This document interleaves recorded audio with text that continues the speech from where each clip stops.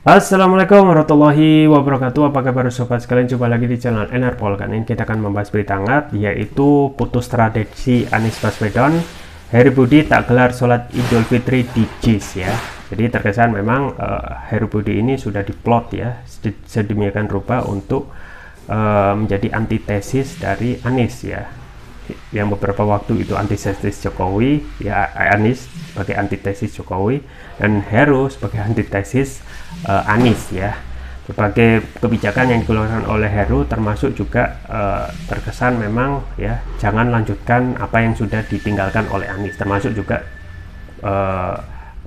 gelaran sholat Idul Fitri yang sudah dimulai oleh Anies di JIS. Nah, kemungkinan sampai Presiden Jokowi itu pergi ya ke Yogyakarta guna untuk menghindari ya gelaran sholat Idul Fitri yang harusnya ya antara pemimpin nasional ya dengan pejabat daerah itu ya bisa saling solid gitu ya, menciptakan kebersamaan ya meskipun hanya sesaat. Langsung saja kita baca dan kita ulas sesuai yang dilansir oleh fifa.co.id. FIFA Metro penjabat PJ Gubernur DKI Jakarta Heru Budi Hartono tidak akan menggelar sholat Idul Fitri Lebaran 2023 di Jakarta International Stadium JIS, Jakarta Utara. Hal itu memutus pada era Anies Baswedan yang menggelar sholat Idul Fitri di JIS pada tahun 2022.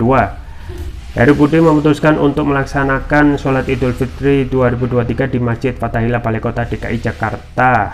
Enggak gelar sholat Idul Fitri di JIS. Sholatnya di sini di Balai Kota DKI Jakarta, kata Heru di Balai Kota DKI Jakarta Rabu.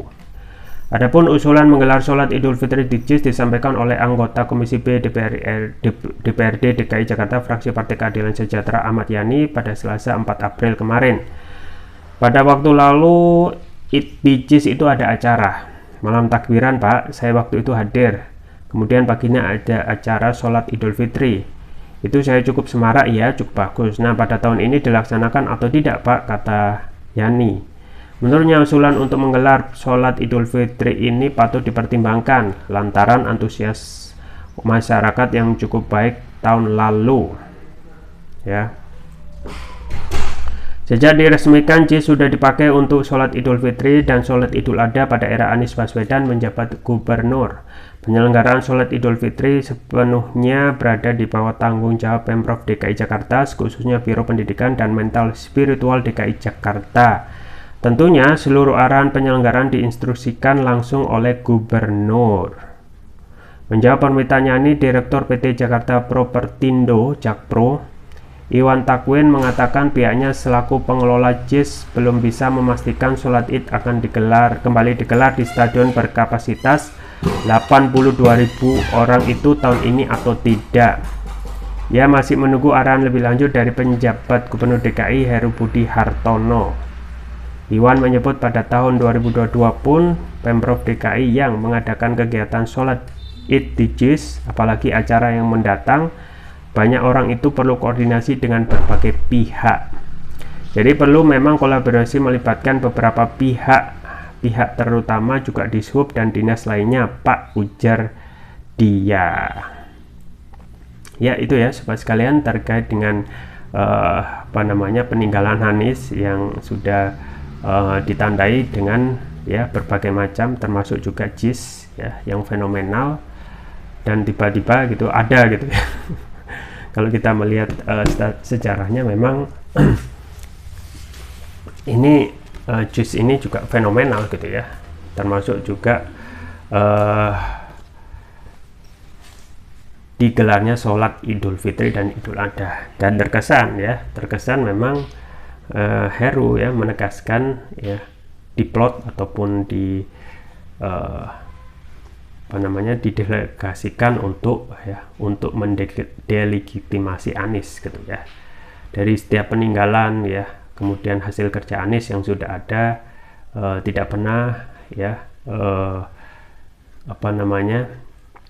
diglorifikasi ataupun dikembangkan. Dan malah ketika penjabat gubernur saat ini yang menjabat ya hampir melakukan hal-hal yang tidak perlu ya, misalnya mencopot ya direktur MRT gitu ya. Nah, kalaupun ada kekurangannya dievaluasi gitu ya. Kalaupun sudah baik ya kenapa harus ada pencopotan? Yang ada harusnya adalah pengembangan ya. Termasuk juga ini menegaskan gitu ya, JIS yang sudah menjadi ikon baru Jakarta selain GBK, selain juga Monas, ini juga akan didelegitimasi ya dalam tanda kutip oleh penjabat gubernur saat ini, yang sudah diketahui oleh publik bersama bahwasanya seluruh peninggalan Anies itu ya jangan sampai diglorifikasi atau dikembangkan ya, bahkan kalau bisa delegitimasi ya supaya